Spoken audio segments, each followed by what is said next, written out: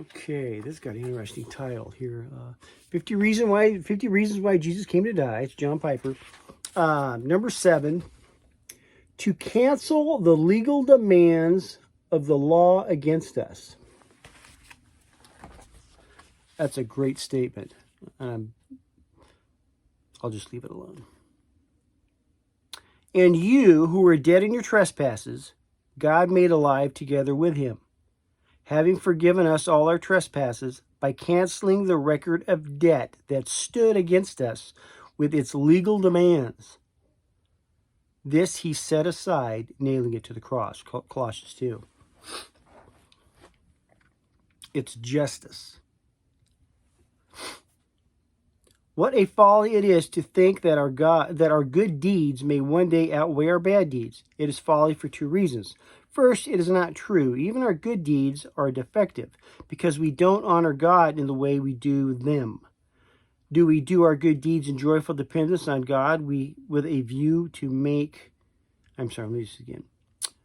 Do we do our good deeds in joyful dependence on God with a view to making known his supreme worth?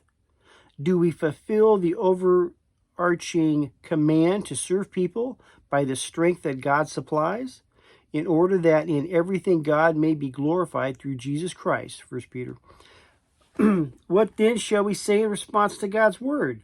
Whatever does not proceed from faith is sin. Romans 14. I think we shall say nothing.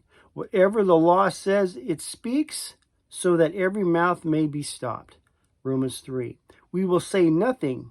It is folly to think that our good deeds will outweigh our bad deeds before God. Without Christ exalting faith, our deeds will signify nothing but rebellion. The second reason is folly to hope in good deeds is that this is not the way God saves. Second reason it is folly to hope in good deeds. If we are saved from the consequences of our bad deeds, it will not be because they weighed less than our good deeds. It will be because the record of our debt in heaven has been nailed to the cross of Christ. God has a totally different way of saving sinners than by weighing their deeds. There is no hope in our deeds. There is only hope in the suffering and death of Christ. There is no salvation by balancing the records. There is only salvation by canceling records. The record of our bad deeds, including our defective good deeds, along with the just penalties that each deserves, must be blotted out, not balanced, not outweighed. This is what Christ suffered and died to accomplish.